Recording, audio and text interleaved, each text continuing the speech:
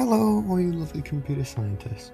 Today we're going to be showing off the basics of binary conversion, so converting the standard of odd numbers, denary, such as 112, into binary, ones and zeros. We're going to be showing that off today, as well as a very useful conversion tactic. Yeah, that's about it. Thank you very much.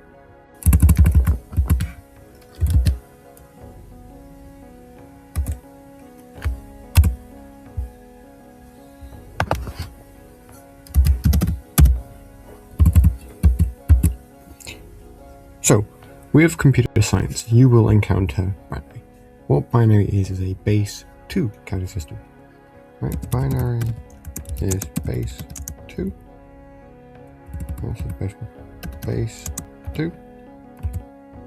The number system we as humans use is called denary. And denary is base 10. I'm sure you can already see the difference between them. One has a lot more numbers available, as denary is 1, 2, 3, 4, 5, 6, 7, 8, 9, 0, whereas binary is 0, 1. So when we're counting in binary, we will end up using a lot more positions when we're trying to show something, because we've got less options for showing something. Now, say you have 3 denary numbers. Take 78, 112 and 35. How you would convert base 10 to base 2 would be with one very efficient strategy. You don't need to use it, but it's the most effective way to convert binary into denary, and it is through tables. Take a 7x2 table. What you should do once you've made this table is you should label the top row as all the place values of binary. 1, 2, 4, 8, 16, 32, and 64. As you can see, starting from the right, it doubles every time it increases to the left. This goes infinitely. Now what you would do is simply start from left to right and take out the biggest number you can from your denary number. So does 64 fit into 78? Yes. That means we've got one 64-bit. That means the 78 is now 78 minus 6, 14. Next, does 32 fit into 14? No. So that's a 0. Does 16 fit? No. That is another 0. Does 8 fit? Yes, 8 fits. Which then leaves us with 6. We would rinse and repeat that, fitting 1 in, or fitting 4 in, fitting 2 in, then not fitting 1. That is the basic way of converting with binary. However, you might notice that this table is not enough to fit 112. Simply, with binary, similar to denary, it has infinite positions. You could have a 7 table and then simply insert another column. Now it's an 8 table. You could add in your numbers again. 1, 2, 4, 8, 16, 32, 64, and 128 this time. And yes, I recognise that actually 112 could fit into the table above, so I'm just going to modify that into 144. Now what you can do is same process as before. So does 128 fit and do 144? Yes. How? It leaves a 144 minus 28, that's 26. If it isn't, I guess, no, it's 16. God, I know it sounds like a dumb mess there.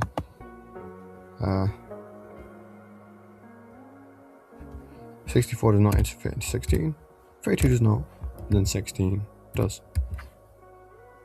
As you can see, that's how you would convert, that's how you would do more bigger and bigger numbers, that can go up hundreds of times. You could have a 400 digit long binary number if you really need it. Usually not good practice to do that. Another strategy with binary that I like to use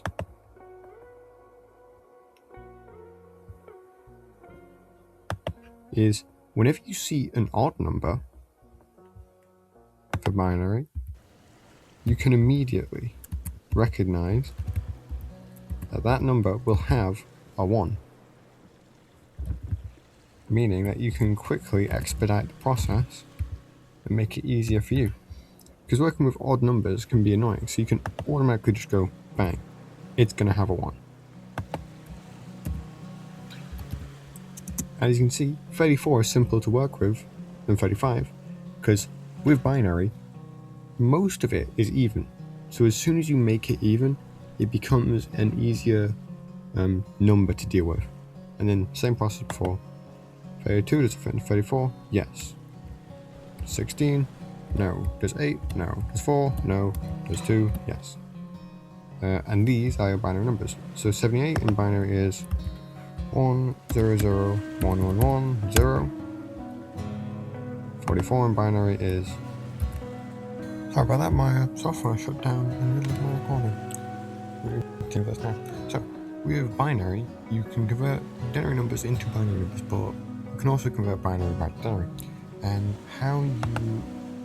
the most effective way of doing this is through another table, which is literally just in reverse. Firstly, you would input your binary number below. Let's say we have 1, 0, 1, 1, 1. Obviously, we put the binary equivalents above, and then to calculate this, you can just track what numbers you have. I know I've got a 16. Okay. I know I've not got an 8, but I know I've got a 4. I know I've got a 2. I know I've got a 1. What does that make? That makes 23.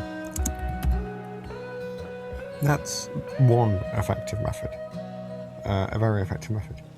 If you've got single digit binary numbers, say you have a single digit but single 1, say if I've got 1, 0, 0, 0, I can automatically recognize that's an 8. You don't need a table for that. That's just 8. Say you have 1, 0, 0, recognize that's 4. Because with these ones, if it's only a single 1, it's easier to just count the amount of positions and figure that one out. 2 positions is 2, 1 position is 1, 3 positions is 4. It's relatively simple to figure that one out. If you've got binary numbers which look like, let's say, that. If you know the upper bounds of the index, such as I know that the highest number you can have with only 2 binary positions is 3, I know that the highest number you can have with 3 binary positions is 7, I know that the highest number you can have with 4 binary positions is 15. If you recognize those, then you can subtract if it's a single digit missing. The maximum from 3 positions is 7. It's missing the 3rd. It's missing the 1, so that means it's 6. 7 minus 1. That's the equivalent of that binary. The table method is effective if you start getting into binary numbers with multiple of each. So multiple zeros and multiple ones. Because then you can't just instantly pinpoint the numbers that are missing. Or thank you all very much for watching. I do hope you learned something in the video. If you did learn something, please like, comment and subscribe. But especially comment, because if you tell me how you learned or what helps you learn for this, then I can tailor my videos to help you as a learner and help other people as a learner. And it allows me to make better videos overall. So, thank you very much.